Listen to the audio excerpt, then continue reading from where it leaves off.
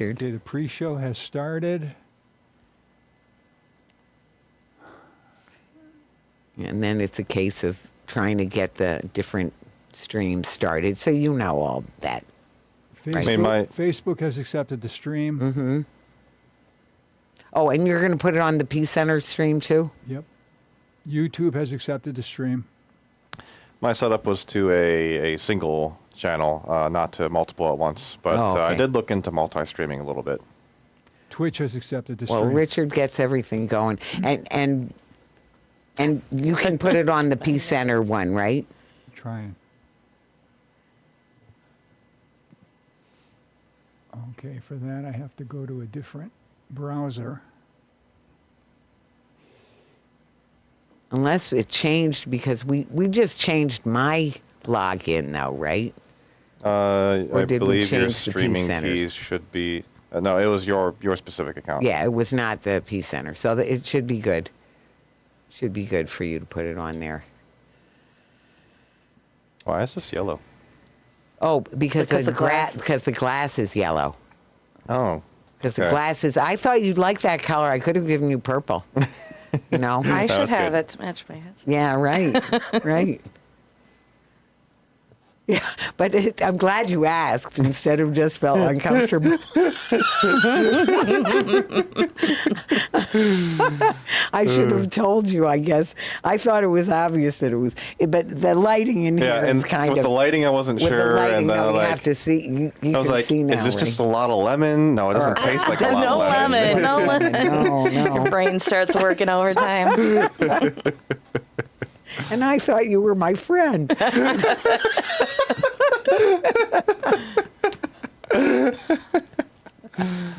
the way, I saw your interview with Maki, so that was good. Oh, they posted the full video already? They didn't post the whole video. Okay. I'm sure of that. Because that's what they do. Yeah, I they thought it keep would really you edit going it for down. like 15 minutes, and then they put in, a minute here and there. And plus, she used a lot of different people.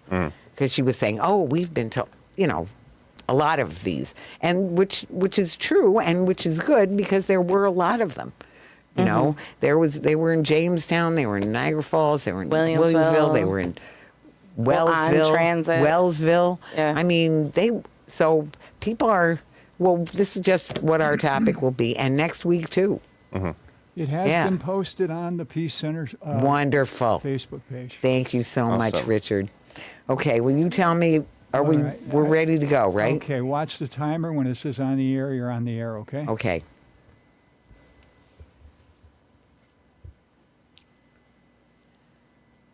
Welcome to Talking Peace with the Western New York Peace Center, being recorded here at Think Twice Radio, in the home of the future, also the home of our friend and producer, Richard Wicca. Thank you, Richard.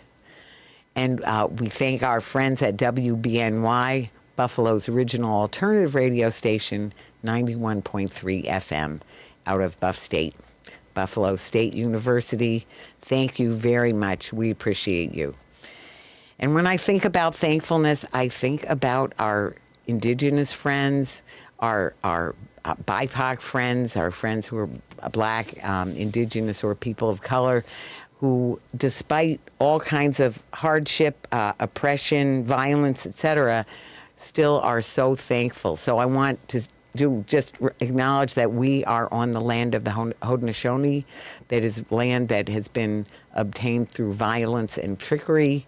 We're also the land of the Seneca, or actually the Onondaga, as they call themselves.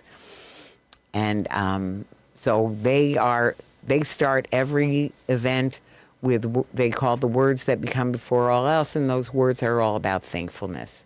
So as our friends who were enslaved and brought here through the Middle Passage against their will, and had so much oppression and continue to deal with so much racism and suppression, also are filled with thankfulness and attitude of gratitude is so important. So the Haudenosaunee start off, acknowledging the people there, Mother Earth that supplies all that we need for a good life, all of the plants, the medicinal and nutritional plants, the knowers of the plants, all the many animals flying, crawling, flying, four-leggeds, all the animals, and all of the different beautiful elements that are both here on the earth and also in the sky world. And then they acknowledge the Creator and the love that animates it all. So then they say Nyahweh, and then the people say Nyo. So I'll say Nyahweh. No. Yo. Thank you. Thank you. Well, we have a big show today. I'm very excited about doing our show that is on people power and also power to the people. So, the people need the power, the people deserve the power, and the people have the power. So that's what we've been working on, and that's what we've been seeing. So this is people power, taking it to the streets. And we're very excited to have with us first Peter McNamara. Hi, Peter. Hello. Pleasure to be here today. Thanks for having me. Oh, thank you. Thank you so much for this and for all the work that you've done and been doing, especially for Power to the People and for the Western New York Peace Center and for all these big gatherings we've been having. Mm-hmm. So thanks, Peter. I also Pleasure to work with you. Yeah, it's great. It's great working with you. And also Kristin Creech Engelman. I don't know. Chrissy Engelman Creech, yeah. Chrissy Engelman Creech. I see it all different ways. but we don't miss that because we won't miss you because you're always there. Always there, making sure making things happen through Power to the People, through the board of the Western New York Peace Center where you're on the board, and Peter's just on the verge of on the board. Close. It's just, everything takes the time it takes. But, and also I want to say right up front that Peter has organized all the Peacekeepers that we've been having at these large rallies and things. And Chrissy has been organizing the medical attendance team. Yeah, first aid volunteers. First aid volunteers. They happen to be mostly nurses. nurses and some doctors, so we're very fortunate. We are, and we're very fortunate to have the two of you. But before we start getting into people power and the very exciting conversation about taking it to the streets, we like to go around and think about values. So when we think about the topic of people power, taking it to the streets, what are the values that each of you think about? So we'll start with Peter, and we'll just, go around like that. And we go around. For me, it starts with protecting human rights. Mm-hmm. That, there are rights that we are guaranteed as people and citizens of this country, and they must be protected. They are rights only for as long as we stand up for them and use them. And the moment we stop fighting for them, somebody else is going to try to take them away. Thank you, Peter. You're so right. Human rights are so important. I want to give a shout out to Buffalo's School of Social Work has two major things that they focus on, and one is trauma and the other is human rights. So I want to say that is human rights are in every aspect so critical to our lives. So thank you for holding that up. And Chrissy? So I think especially in these times, it's important to protect our Constitution because without the Constitution, we have nothing. We have no democracy, and we don't have those rights that are keeping us free, that are allowing us to vote, that are allowing us to get on the streets and speak our minds. So in this moment, it's trying to protect the little bit of democracy that we felt we had, right? And then trying to win it back. Trying to go further and do better for people, and everyone that's out on the street wants things to be better for everyone. They aren't. This isn't selfish. This is everyone needs to do better. Everyone needs to be better, and they're demanding it. So I think it's a great opportunity. Thank you, Chrissy. Absolutely. So thank you for mentioning the Constitution. Thank you for mentioning how it is a flawed document, and yet it provides what little or, what assurance we have of our rights. I'm reminded that I didn't introduce myself, which often I forget to do that. But I've started doing it more because then I bring up about, and now people, first of all, they said, oh, you can't call her Vicky anymore. No, you can call me Vicky. I'm very fine with that. Or Victoria, that's my given name. That's my legal signature. But I am using Victory because my oldest friend used to call me Victory, And I started using it with peaceful conflict resolution we were doing with kids, and I would be Victorious Vicky, and I'd tell them I didn't like my name because it sounded so self-centered, until I realized that the real victory, and I would ask them, with the real victory, who wins? And a lot of them will get it on their own. That just what you're talking about, the real victory, everybody wins. And if everybody doesn't win, it is not going to be a real victory for long. It's just kicking the can down the road. Absolutely. So that's what we've been seeing. That's what we've seen right along, actually. It's this power over instead of power with. It's people thinking it's a zero-sum game, which it isn't at all. So anyway, I want to say I'm so grateful to be here with both of you. I'm so grateful for all the work that you all have done. So, so let's just start with just a little recap of some of the latest times with people being the people power that's out in the street. So maybe we even want to start with, well, start wherever you want to start. You start, Peter. So for me, it started in February as the 5051 protests started. And the original idea behind those was that there'd be 50 protests all across the U.S. and all 50 capitals, but all on one day. And that's why the numbers came in, 50 protests in 50 capitals in one day.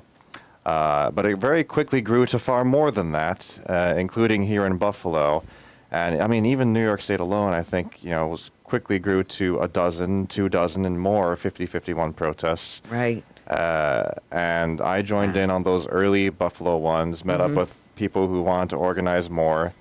And that led me to help in and start organizing with the 50-51 protests in Buffalo. And, it kept moving on. We got to the Buffalo United event on 4/5, which also was a 50-51 date. Right. And, we had essentially merged the two protests into one, showing that Buffalo is a city of good neighbors, and we stand in solidarity with the rest of the country. Right. Then there was events at the Peace Bridge where we protested, elbows up in solidarity with Canada. There was a No Kings protest this last weekend, which was very, very passionate, a very energetic crowd, to say the least. Right. And the Veterans March in between then. And every single time I go, I feel re-energized. I think that I have a reminder that I am not alone, that we are not alone. None of us are alone. We all stand together for a better America. And I feel re-energized after every single event. Wow. Well, you do a lot to energize those events and to keep Yeah. people safe in those events, too. And Chrissy? So Peter and I met pretty early this year. We kept going to events together, but we were all just kind of showing up. We weren't organized. So eventually we figured out that we wanted to work with the Peace Center and do de-escalation training, train peacekeepers, and actually have things organized and safe, and having people really looking out for each other and having the resources that we needed. So that is really what we kind of coalesced around, is this idea of we want to make sure everyone has the right to go out and use their First Amendment rights to say what they are feeling and demand a better government, a government that works for them. And certainly that isn't what we have right now. Right. Well, you're reminding me of when I first met both of you. So I'm going to say for me, now, first of all, I'm going to say for me, it didn't start with just this recent onslaught. So, but for me, it really did start well, I was a social worker and a spiritual seeker, I would say, from go. I was just born into that. But when I got politically active was the anniversary of 9/11.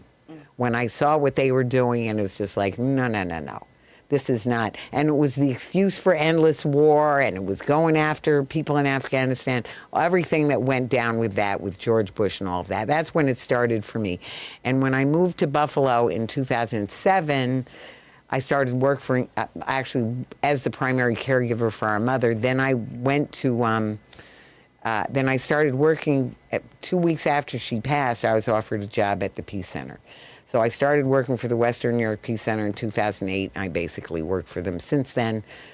However much of that was paid or unpaid, and I'm going to say the vast majority was unpaid. But I was always at least it was either part-time or very part-time. But anyway, it's just so vital and so important. And you know, the thing about this work, it's so compelling and it's so rewarding and it's so needed. Oh my God. So we are and I'll say this too, that my father, part of how it started for me is that my father was a German Jew in Nazi Germany who had to leave Munich in 1933 as a 15-year-old because he was such a radical. So it's in my blood to just truth and love, you know, to say what needs to be said, not on hating anybody, but, you know, well, actually, my dad did beat up the leader of the Hitler Youth and do some other things like that, wow, which is not really my speed. But the point being of, you know, we need to stand up, you know, while we can. You know, makes me think of Cornel West says, you know, people can only get on your back if it's bent, right? So we stand up. We stand up for each other. We stand up together. And I'm going to say that especially the large rallies, when I did lots for the Peace Center that was with kids and community building, but when Trump, it wasn't just Trump, but Trump, as I was just talking with Mike Smith, who will be on the show next weekend on Taking It to the Streets Part 2. But and I know he worked so wonderfully with the two of you, so we'll get to that. But this weekend, you know, there was so much going on. So it included, I mean, such a wonderful, you know, the second biggest Juneteenth celebration in the country. Oh, wow. I hadn't heard that yet. Oh, yeah. Yeah, Oh, great. yeah. No, we are. That's why for other groups, it wasn't a problem that it was on Juneteenth. But for us, it was. That's why it was so late in the day. But anyway, so as you know, as we were planning it, that was why we hesitated to even do it. And Yeah. I'm so glad we did. Go ahead. I'm glad that we found a happy medium where, you know, getting in touch with the Absolutely. Juneteenth organizers and helping Yep. them run the Juneteenth parade. You know, I think that helped to show, like, we're not trying to steal your crowd. We're in Right. support of you and your events. And Right. when they came to us at our event afterwards, you know, I felt very, you know, very happy about that. I was very appreciative of them showing up as well. Yeah, great connection. Yeah, it was wonderful. It was wonderful, and I think it said a lot about our efforts because what really matters, you know, the principles that you're following and the spirit in which you're doing things. And I think that's one of the reasons why things have been so successful here in Buffalo. And that includes during the first Trump administration, when we had thousands of people in the street over and over again with the women's marches, and some of the time, I will say this, I was going to say some of the time when there were 65-mile-an-hour gale force winds, once in January, and then another time it was in March, when we had already postponed it from a blizzard, and then we're like, we're not postponing it again. You know, so we just had a smaller crew that time, but even then we had hundreds of people come out. So people want to come out, and now more than ever before, you know, what we see. And so I'm going to say A lot of people, their first time, they came out this Saturday. And that's amazing that they feel compelled to do that. They feel safe to do it. And they said that they had a blast. They had a really great time. So I'm happy, and I think they're going to be coming out again. Yep, they will. They will. And I want to say also, in terms of the marches that we've had, some have been with permits, some have been without permits. So the Women's March had thousands of people, a few thousand people, for sure, and still, you know, without a permit.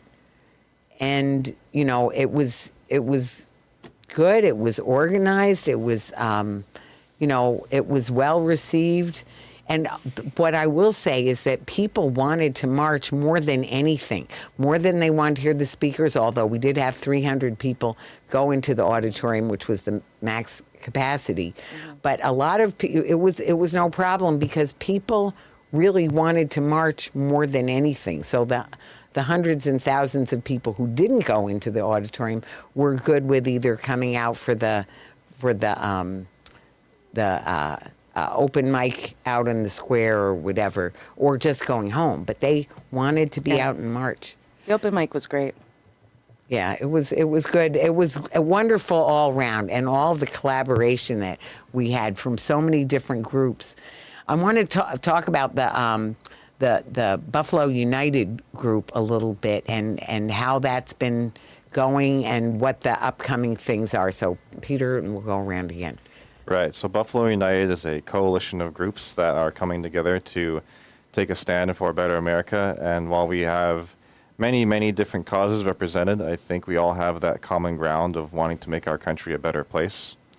Here with, being part of Power to the People and, being involved at the Western New York Peace Center, it's been great to be part of that alliance and coalition and be able to put things on together. It was great on 4/5 when we had the first Buffalo United, and I'm looking forward to this weekend, especially seeing the energy of the people at the No Kings protests, and looking forward to see that energy again at the next Buffalo United.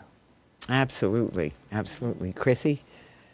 So what I have just been amazed with, because I've done a lot of service in my life, and I've worked with a lot of nonprofits, and to be able to work with unions, the power and on every level that they have is just absolutely amazing. To just get things done, to corral people in the way that needs to happen, to pull the right strings. It's been awe-inspiring. It's great. I want to echo that, because I'm going to say we've worked some with labor at different times, but not as much as recently, because this is back to, I worked so hard, and we are nonpartisan at the Western New York Peace Center. So I am not the director, and but I'm just going to say I had stepped down. I've stepped down as the director was back in 2021, and so as a person, I can say I worked very hard to make sure that we did not end up in the situation that we're in now. And there are people who are questioning how we ended up in this situation, because first of all, I'm going to say it wouldn't be the first election that was stolen. So that there's always accusations. But one thing we often find is that when people are pointing a finger, often the three fingers are pointing back at them. And they're accusing people of doing the very thing that they're doing. And the really smart people do that all the time. Or the really, let's say, unethical, people who really, where truth is not an object. Those are the people who make the accusations that other people are doing the very thing that they're doing. Lots and that of projection. They deny. Yeah. Exactly. So we have the Fourth Reich going on, as far as I'm concerned. This is, definitely fascism, definitely big business owning the government. That's the definition of fascism, and that's what we have now.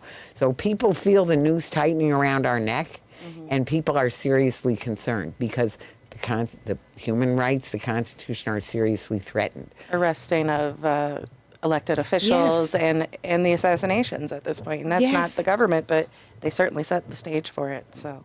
Well, and also because there's been violence been encouraged by things that have been said and done. So anyway, so we're excited about this Saturday, 11 o'clock. It's going to be the Buffalo United March and Rally is focused this time on freedom and liberation. And so it's going to be on the four freedoms that Franklin Delano Roosevelt had mentioned. And those are freedom of speech and expression, freedom of worship, and freedom from want, and freedom from fear. So those are the ones, and I want to say in the freedom of worship, I do believe, I think they're going to give me a little time, and if they do, I'm going to sing and dance. Oh, so, yeah. That's going to be a treat. Looking forward to it. You're going to be up on the stage. Well, I already figured out. We do have what a full I'm gonna array, so Yeah. be prepared. Yeah. Be warmed up. Yeah, I'll be warmed up. And also it'll be very short. I timed myself. It's it's 2.5 minutes. 2.5 minutes altogether, including the preamble or the very short opening speaking part. And it's really about all of our religions, have the same basis, which is the noumena, or the great mystery, or the truth. As Gandhi called it, or as Sri Ramakrishna said, truth is one. People call it variously. That's also in the Vedas. We see again and again that just love, really caring for each other and for the planet, is basic to all the religions, and they all have those same basic things, and they also all have some things in there that don't really belong in there very well either. That's got to be said too. And that's But anyway. why we need freedom from religion too. Yes, we also need that, right? Yes. And freedom from other people imposing their religion, right? So that is another thing. So real freedom to worship. It's actually freedom to worship. Freedom of worship is what they say. To worship, to not worship, to worship in your own way, or not worship at all. Yeah. I get concerned that sometimes some people warp the idea of religious freedom as in for freedom for them to practice their religion but ignore everybody else, and to make others conform to their ways. And it's tragic to see that go too far. Yeah. I am an atheist. I've always been an atheist. I grew up an atheist. So religion has always been an enigma to me. I mean, I obviously have grown up and I've learned about many religions, and I do see the common threads. And I think we need to pull on them and kind of tie everyone all together, because we need to be together and we need to do these powerful, loving things together. Right. Well, I think there's still so much commonality in those positions of an atheist or an agnostic. When, in Hinduism, there's the different yogas, and one of them is karma yoga, which is just, there's no worship, there's no religion, there's just doing the work. And a lot of people, that's their religion, is to do the work of helping each other.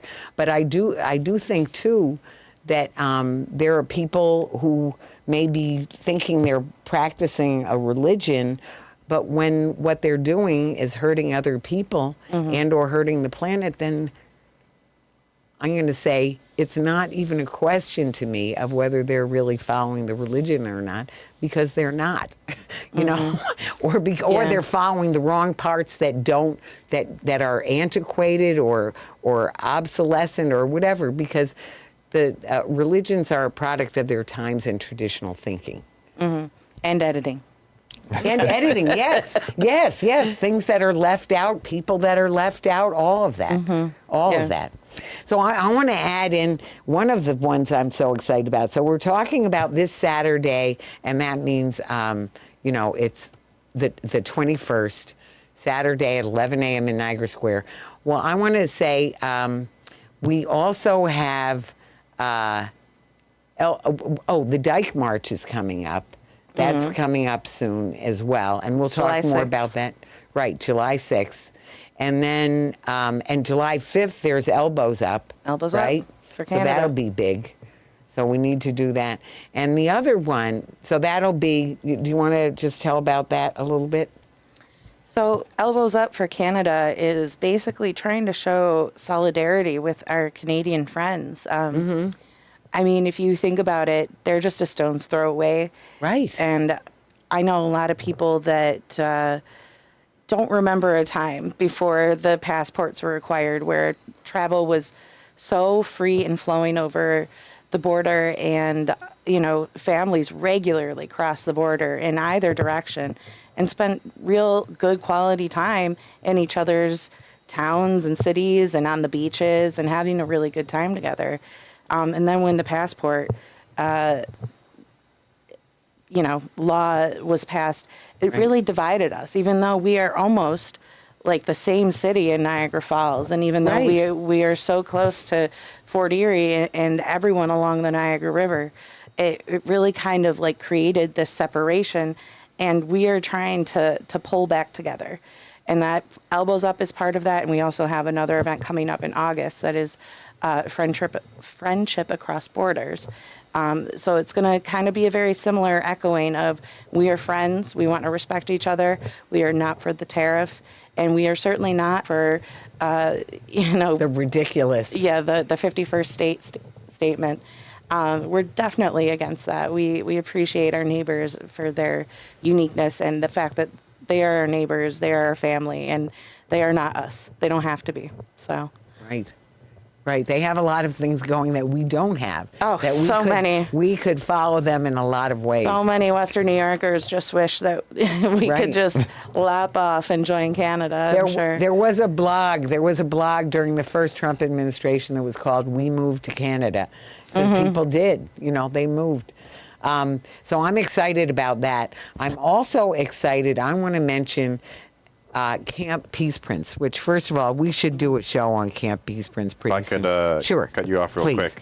Before we move Right. off from elbows up. Yes, please do. It'll be for the July Thank you. 5th event Right. at Buffalo and Fort Erie. It'll be 11 to 1 p.m. at Freedom Park. And at Right. Niagara Falls at Terrapin Point, it'll be 8 p.m. to sunset. Again, that is July 5th, Freedom Park 11 to 1, and Terrapin Point 8 to sunset. Wonderful. Yes. So that's on the Western New York Peace Center pages, and I'm sure it's on, of course, on Power to the People's social media pages, etc. It's also on our Western New York Peace Center website, etc. So you can get the details, but also thank you for stating them. We need to state those details. And actually, when I'm talking about camp, I can tell you, you can go to the Western WNYPeace.org and register your 8 to 13-year-old child for Camp Peace Prince, which is running July 14th to the 25th.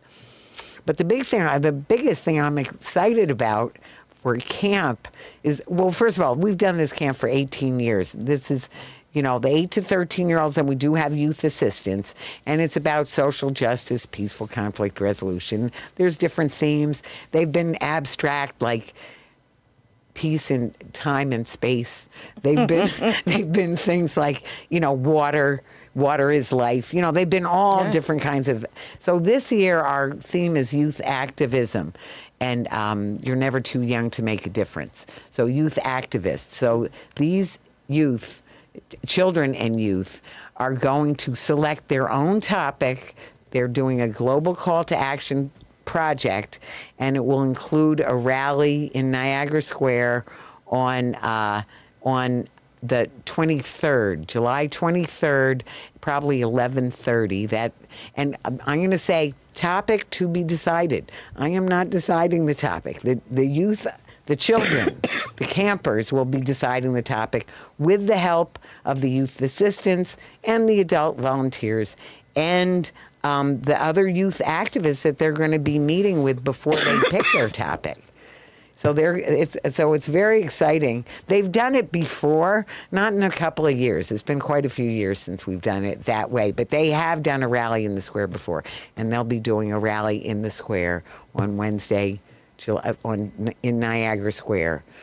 At 11:30 July 23rd. on July 23rd, Wednesday, Yes. July 23rd. So we're excited about that. That's another big rally coming up. So if you want to see a rally that's really going to just be a joy to your heart, come and listen to these kids, because they'll have a lot to say. And they'll be creating the signs and the message and the music and all of that. So that'll be fun. So anyway, when we're thinking about that, I want to talk a little bit more about, if we could talk a little bit more about some of the work that we've been doing in training people for peacekeeping and sort of what some of our goal is with this people power and taking it to the streets. Right. So we're always looking for more people to help volunteer as peacekeepers to help run the events. We've gotten a lot of good commentary from the people at the events, appreciating the effort we put in, and that, they help they help to make the attendees feel safe. And, in many ways, we help enable people to speak their voice, that, we stand for the freedom of speech, the freedom of peaceful assembly, and that is what we have to in order to stand up for everything else. Right. Well, and so I love the way you've done it, and I want to say, so we've trained so many people. We've trained about 70 people now, I think, at this point, and still, I know you're doing a training this tomorrow, so people can sign up for that. If you go to the Western New York Peace Center Facebook page, there should be, not the Facebook page, the website. I believe the link for signing up is on there. If it isn't, I know you could put it on there. I'll So check. I'm thinking Like, Pete, is it on there? double check so that so I speak out of turn or something like that. I don't think it's full. We could still take more people, right? Yeah. I know. We have Mike room. just signed up. Oh, nice. Yeah. Good. Yeah, Mike Smith. So, because the thing is, we all bring something. So, it's always shared learning.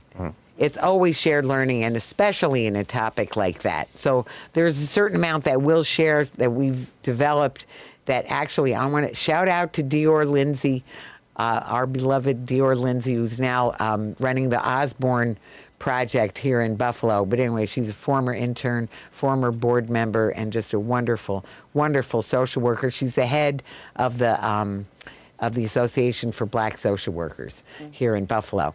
But anyway, she really did she with my help put together this training, and then we worked with Dan over it, and now we've worked with the two of you over it, and it's just a very good training, and we're very excited that for people who have already taken the initial de-escalation and peacekeepers training, we will have another training on, and we're calling it civil resistance and civil preparedness. That we'll have when Elliot Adams comes to do a training on June 29th. So that's an encouragement for people to get this training now before he comes, because then we'll really learn something more about that. So what would you want to add about, you've been in the training, and you've given parts of the training too. Yeah, I So- think that the training, when I first took it, it really honestly gave me thoughts that I hadn't had before. Because I hadn't taken a de-escalation training before. I just had experiences where it was basically, you have to figure this out on your own, right? So it's Right. nice to have a structure and, real thoughts and, Keynesian philosophy to really open up your mind and open up your thoughts and really think about what is actually happening when you come up against someone that has a conflict of any sort. Right. So- Yeah, that's one of the things I've thought about, is that it's so useful in your daily life. It's not just about out on the street. There are parts of it that are more about out on the street, but there's plenty of it. And I mean a plenty that is, and of course we do a lot of that, I'm going to say, with the kids or in any kind of a training. There's all kinds of peaceful conflict resolution trainings where, you're really honing in on, I statements and things like that we don't really get into, or the conflict escalator or something like that. We might have gotten into that, did we? I don't know. Well, the conflict escalator is just what you see happen. It's just what you think it is. The way you get to a violent conflict that starts off with the verbal violence, right? The verbal violence, the tone of voice, the body language, and every one of those is a step up the escalator, that is, Yep. it's going up. So at any one of those points, you can bring it back down, and the sooner and earlier you do it, the easier it is to do. The farther along the person is getting towards, Absolutely. Yeah. If you put out your little garbage can fire, it's a lot easier to put out than your whole house once it's all up, right? right. And the thing is, we all have some experience of dealing with conflict. We all have something to bring to the table about the tricks that we've used, the things that work in our family, or what didn't work. Yeah. So it's the shared learning. And many years of experience of just being out in these types of environment. Right. That a lot of new people are coming in and doing peacekeeper training, which is great. But, a lot of it is just letting them know that you have support from experience and from people just all around you. Everyone that's coming out to these events really do care. They care about the people around them. And if you have a problem, ask for help. Certainly the people in the vests are going to help you. The people in the green vests, people in red vests, we're there to help you very specifically. But I guarantee you, the people around you are there to help you too. We had one person trip and fall and get hurt. And the first people to respond weren't peacekeepers. They weren't first aid volunteers. It was a nurse in the crowd. And, that's something you can count on in Buffalo. And really most places is that people are good. They want to be good and they want to help. Right. So we keep reminding people of that. People do have a good nature that you can appeal to and that you can count on in certain situations. So, you don't need to be nervous to come out. There's lots of support. Right. Well, and what I think, to me, one of the biggest things that we're doing is building solidarity and building, that universal solidarity. In fact, that makes me think of Cornel West, too, who said, if we just have had the moral integrity and the universal solidarity that we need, Oh, just that little thing. Yeah, just those two things. Well, So those two just a little things. thing. Yeah, those two little things. But they can happen, and they're really natural to our heart. It's the old, I don't know, if South Pacific, you've got to be taught to hate and fear. Sure. And that's what happens. People have learned distrust that is very extreme, and it's very extreme in this society, but it's also very easy to counter because our human nature is more of that, of a loving social animal that we are, that we care for each other, that we're meant to care for each other. It's very instinctive. It's, so that makes me think of the indigenous story where it's the grandfather said, he tells the little boy, well, there's two wolves, and this one, the two wolves that are fighting inside you, and one is, good and loving and kind, and the other one is very angry and hurtful and, bad, behaves badly. And the little boy says, well, which one wins, grandfather? He says, the one that you feed it, the ones that you feed. So if we feed that instinct to love each other and care for each other, that is where we can transform our society, and we need to. Yeah, even people that feel like they're farther gone, they just need that one spark to bring them over and realize that it's people want to help them as much as they want help, and we can be there for them. And it doesn't take that much to be there for everyone, really. And how we can figure out how to have a victory where everybody wins instead of having a bunch of oligarchs at the top and 52% of the people having as 52. Well, I can't do the calculation. That just that but just having.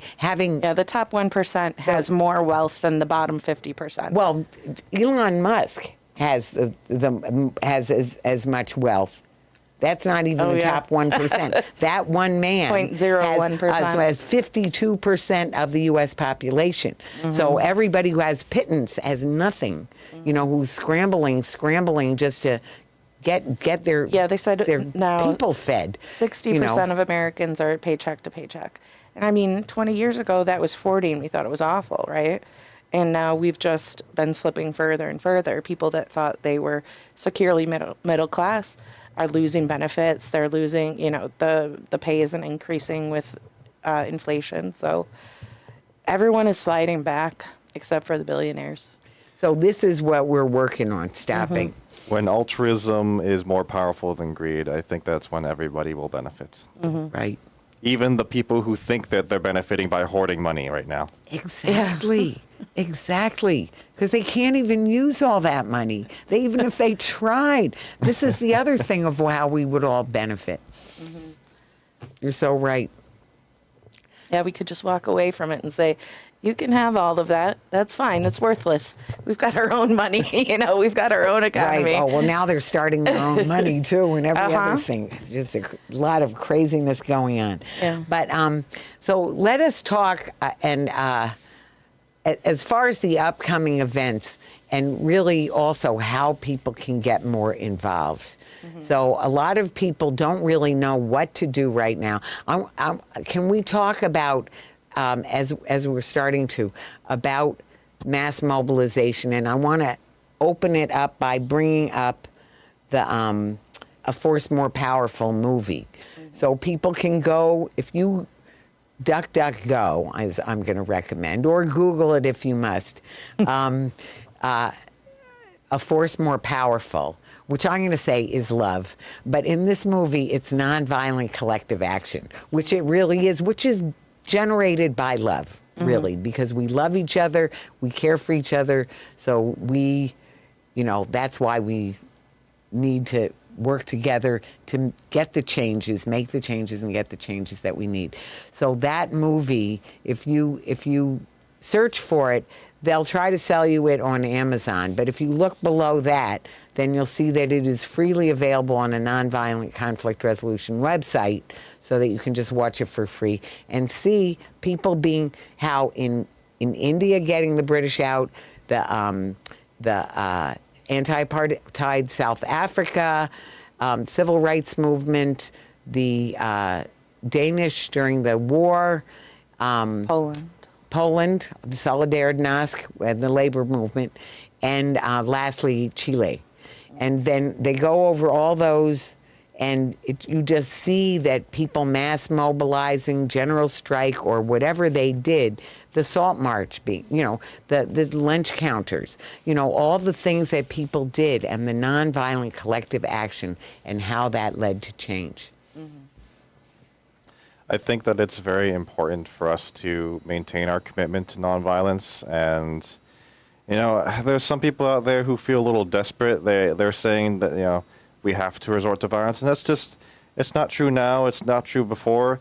I mean, with India, for example, there were some people who tried the militant option to kick out the British by force. And they failed because the British were just simply better at it. But it was only when nonviolence resistance came through that they really started to make significant progress. And for many reasons, nonviolence is better. It's easier to get people involved, and it's a lot more effective than some of its critics actually realize. Right. Oh, you're so right. Chrissy?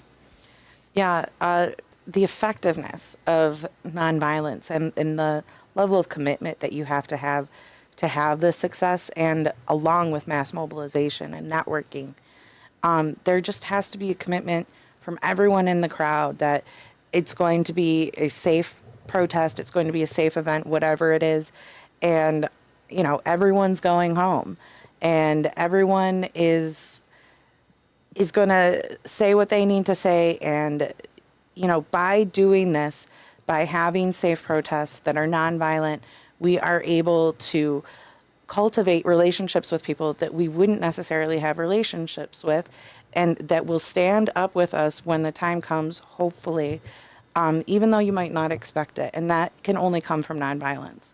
It can't come from any other real form of resistance. It has to be nonviolent.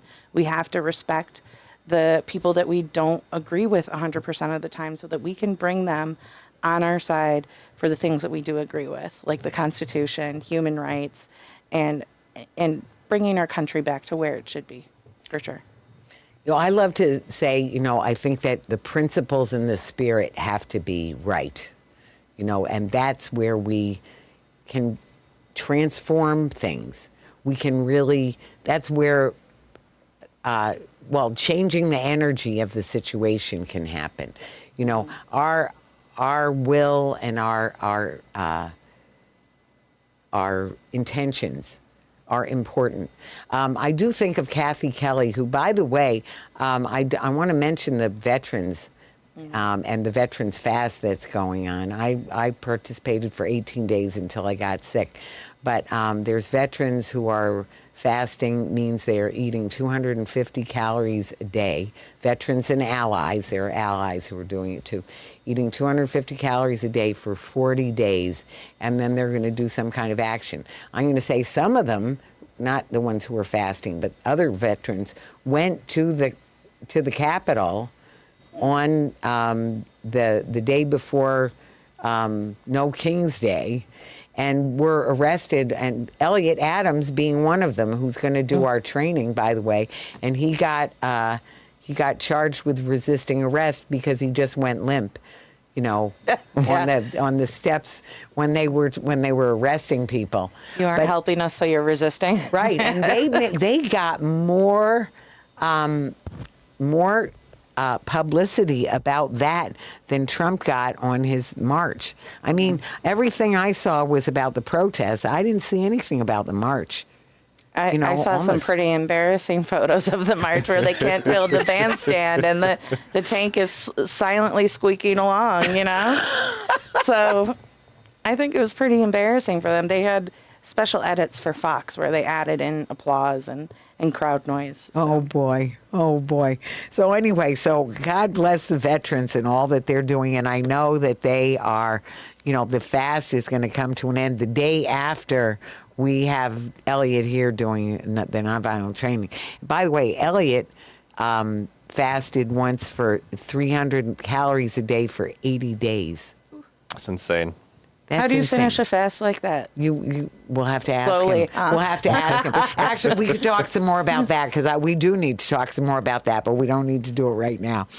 But anyway, it's so important, the principles and the spirit that people are coming at it with, and it makes me think of Kathy Kelly always says, you know, it's the means used dictate the ends received.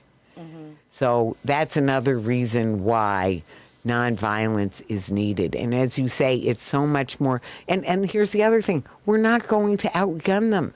How are we going to do that? I mean, that doesn't make any, it just defies logic. It's not logical. Yeah, the nonviolence has just, the way that those movements have succeeded, they prevented so much suffering and death. And, you know, we don't want to see those things happen in our country.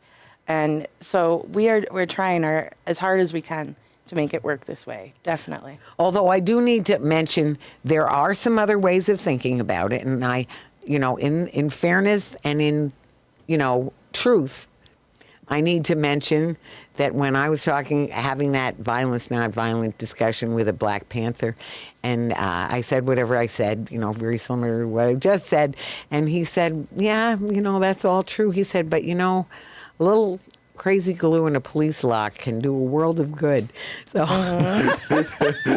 so yeah, we might want to think about what is actually violence.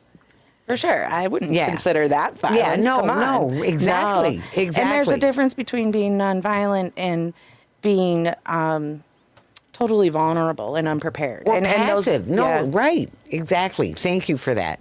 Yeah, there's definitely a difference. And we are getting more and more prepared. We will be on the 29th after the training with Elliot. So I think that we're doing everything we can to do this right. And I hope that we see the dividends of it soon. You know, you're making me think of, you know, when you're giving the training tomorrow and you'll be talking about, you know, nonviolence is a way of life for courageous people. Mm-hmm. You know, so it's face the brute, you know, and then that's when we really make, because people, you know, they may be misguided or they're paid to act in a certain way, but, you know, a human heart is a human heart that is made to feel for other people and connect with other people. Mm-hmm. So I'm going to say that, you know, back to the real victory, we will all win. And it's this direction that we're going is bad for everyone, no matter what people think it is or what they get paid to do. You know, trashing the planet, grabbing all the profits from oil and gas. That those people, don't they care about their kids? Who are promoting that? Don't they care about their kids? Don't they want people to, So there's all kinds of ways that we really, we're working for the good, for the common good. That's why they call it for everyone, the common good.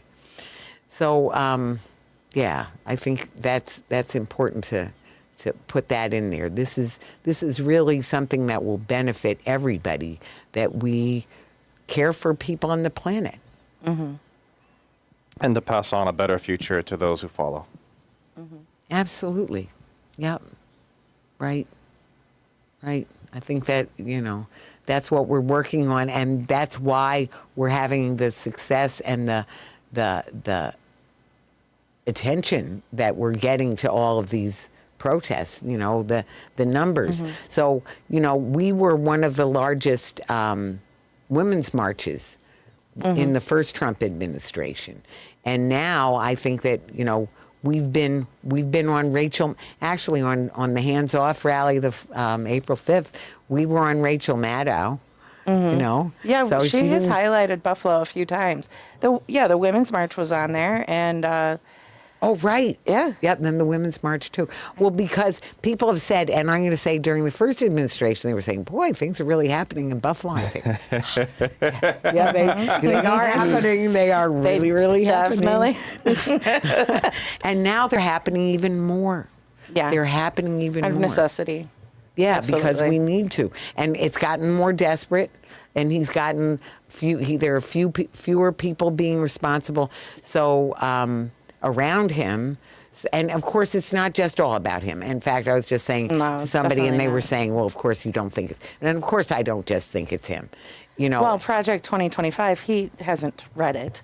but Right. that is definitely the plan, right? Yeah, So at the end someone of it gave him all- a blueprint, and he's following it. At the end of all, Trump is just a symptom of a bigger problem that Exactly. is far bigger than any one person or handful of people. It is many individuals coming together to take power because they think they can, without respect for the rights of their fellow citizens, their fellow humans, and not realizing that it's going to make things worse for everybody, including themselves. right. You're so right.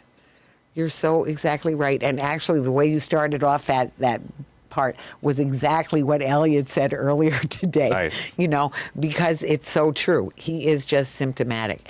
And it's sort of like back to Nazi Germany. Hitler didn't, it wasn't all about Hitler.